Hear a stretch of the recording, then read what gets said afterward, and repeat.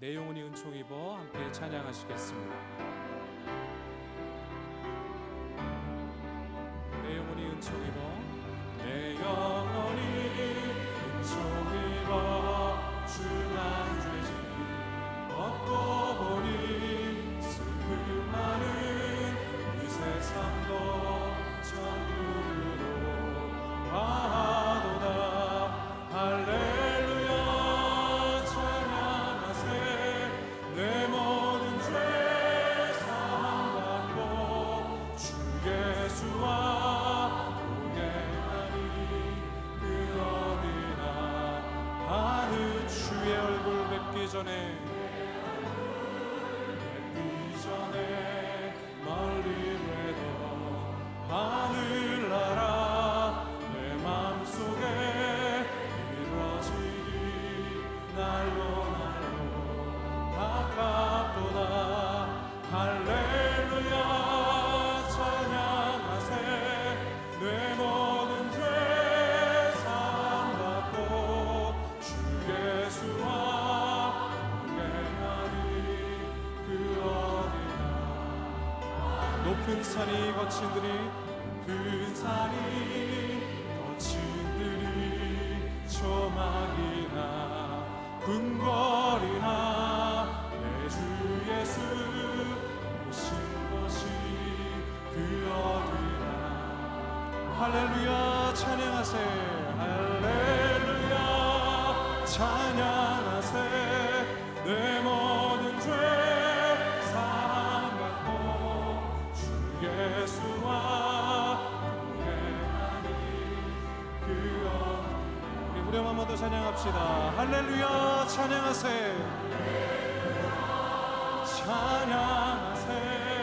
내 모든 죄 사함받고 주 예수와 동행하니 그 어디나 하늘나라. 열린 시야. 그 눈을 뜨게 하여 어둠에서 빛으로 사탄의 권세에서 하나님께로 돌아가게 하고 죄사함과 나를 믿어 거룩하게 된 무리 가운데서 기업을 얻게 하리라. 사도행전 26장 18절. 하나님이 주시는 은혜의 첫 번째 주권적인 역사는 죄악을 사함받는 것입니다. 그리스도인으로서의 어떤 체험을 하지 못하고 있다면 아직 하나님께로부터 영적으로 아무것도 받은 것이 없기 때문입니다. 구원을 받았다는 유일한 증거는 그가 예수 그리스도께 죄사함을 받았다는 사실입니다. 하나님을 섬기는 자로서 우리의 역할은 사람들의 눈을 뜨게 하여 그들로 어둠에서 빛으로 돌아서게 하는 것입니다. 그러나 이것은 구원이 아니라 마음속 변화이고 빛의 자극을 받은 사람들의 반응입니다. 대부분의 그리스도인들은 이 과정 속에 있습니다. 그들의 눈은 열렸습니다. 그런데 그들은 아무것도 받지 않았습니다. 단지 마음이 변해 결심을 한 상태는 아직 거듭난 상태가 아닙니다. 이 부분이 오늘날 우리의 가르침에서 무시되는 요소입니다. 사람이 거듭나는 것은 자신이 결단했기 때문이 아니라 전능하신 하나님께로부터 무언가를 선물로 받았기 때문입니다. 사람들은 맹세를 하고 결심을 하지만 이것이 곧 구원은 아닙니다. 구원이란 우리가 어떤 곳까지 이끌려 그곳에서 주 예수 그리스도의 권세로 인해 하나님께로부터 죄사함 받는 것입니다. 은혜의 두 번째 위대한 역사는 거룩하게 된 자 가운데 임하는 기업입니다. 거듭난 영혼은 성화의 과정을 겪으며 자신에 대한 권리를 신중히 예수 그리스도께 양도합니다. 아울러 타인에 대한 하나님의 관심을 자신의 관심과 완전히 일치시킵니다. 김병삼 목사의 매일 만나 365 10번째 시간입니다. 오늘 제목은 열린 시야입니다. 오늘도 두 가지의 주제를 함께 다루어 보도록 하겠습니다. 오늘 챔버스는 첫 번째 구원의 단계, 죄악을 사함받는 것에 대하여 먼저 이야기하고 있습니다. 오늘 묵상을 통해 우리는 구원의 단계를 보게 됩니다. 처음에는 눈을 떠 빛을 바라보는 단계인데 여기에서 중요한 역할을 하는 것은 우리의 결단입니다. 그러나 진정한 구원이 임하는 것은 온전히 하나님께로부터 오는 것이다. 챔버스가 오늘 이야기하는 중요한 포인트입니다. 그의 글을 조금 인용합니다. 사람이 거듭나는 것은 자신이 결단했기 때문이 아니라 전능하신 하나님께로부터 뭔가를 선물로 받았기 때문입니다. 사람들은 맹세를 하고 결심을 하지만 이것이 곧 구원은 아닙니다. 구원이란 우리가 어떤 곳까지 이끌려 그곳에서 주 예수 그리스도의 권세로 인해 하나님께로부터 죄사함 받는 것입니다. 오늘 본문 말씀은 사도행전 26장 18절인데요. 사도행전 26장 전체를 여러분들이 보셔도 좋을 것 같고 사도 바울이 아그리빠 왕 앞에서 자기를 변호하며 자기 신앙 고백을 하는 장면입니다. 사도 바울이 생각했던 구원의 단계는 어떤 것이었을까요? 오늘 말씀에 의거하면 먼저 눈을 뜨는 단계에서 새로운 삶을 살겠다는 의지가 생긴다는 것입니다. 그러나 이것이 구원은 아니라고 말합니다. 자신이 그랬던 것처럼 눈을 뜨는 순간 어둠에서 빛으로 돌아서려는 반응이 일어나는데 대부분의 크리스천들은 이 상태에 머무르게 됩니다. 진정한 구원은 예수 그리스도로 말미암아 죄 사함을 받았다는 확신에서 일어나는 것입니다. 돌아가신 한경직 목사님에 대한 일화입니다. 한경직 목사님은 은퇴하신 후에 남한산성에서 홀로 계셨습니다. 이때 한경직 목사님에게서 세례를 받고 가르침을 받은 많은 사람들이 목사님을 찾아가곤 했습니다. 문제는 목사님이 이들을 알아보지 못했다는 거죠. 당시 목사님은 노인성 치매를 앓고 있었고 그래서 누군지 잘 구별하지 못하는 상태였다고 합니다.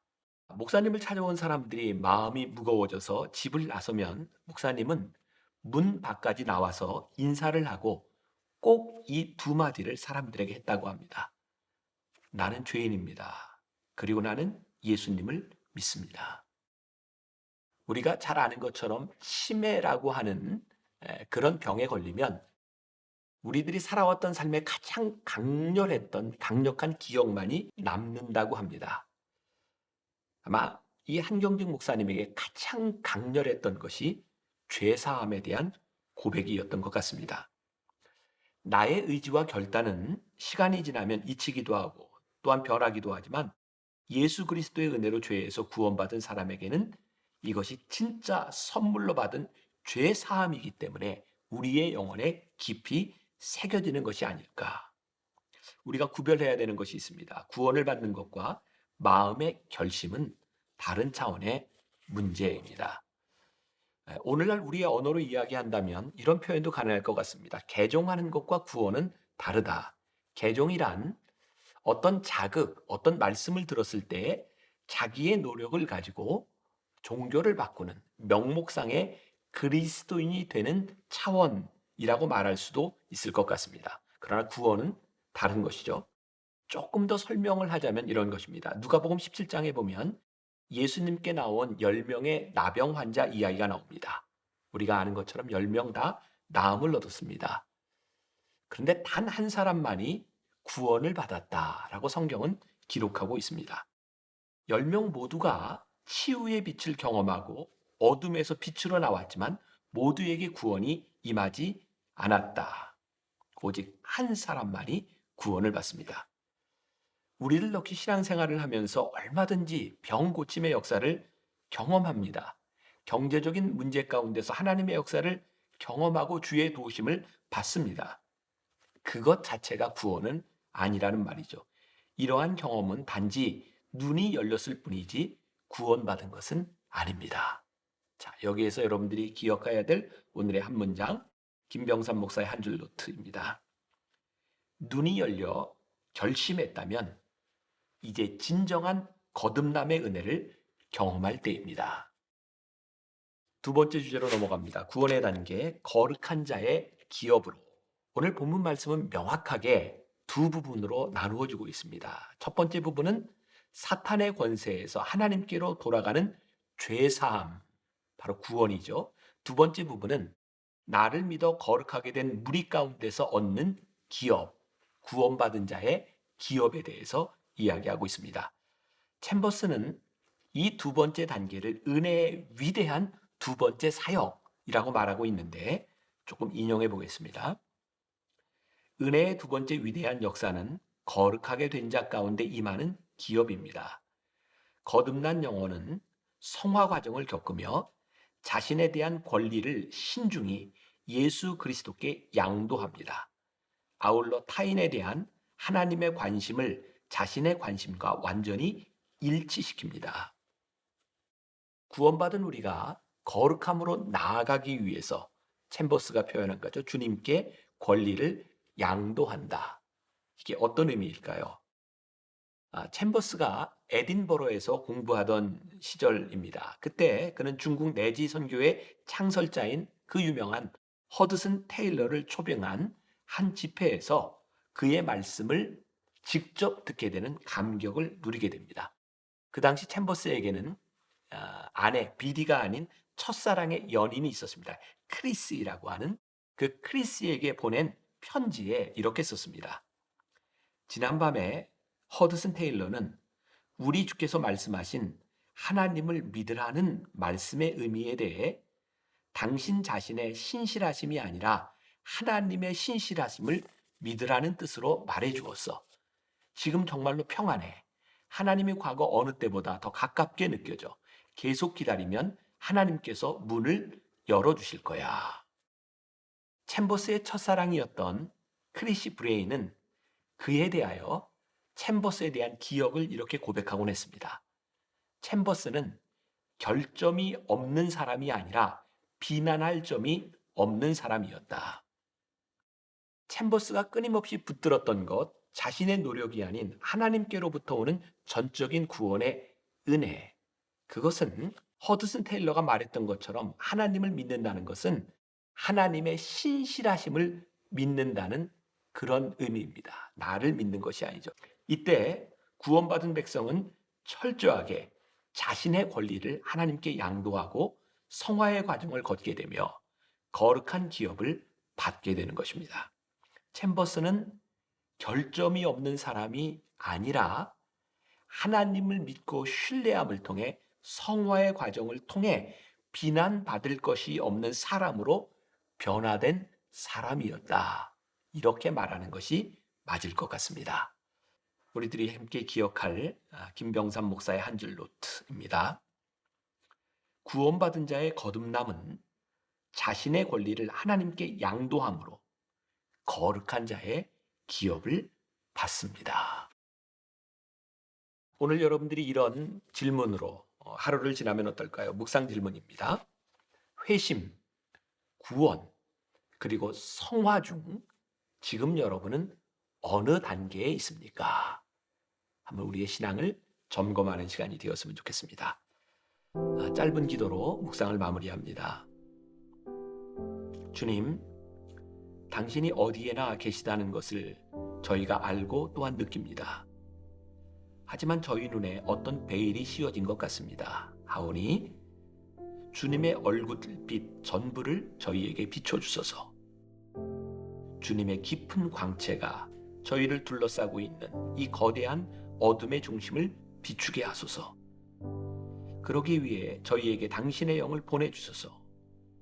거룩한 영의 이글거리는 능력만이 모든 내적 완성을 마무리 짓는 위대한 변화를 발생시키고 완성할 수 있습니다. 바로 그것이 당신의 피조 세계가 열망하는 바입니다. 아멘.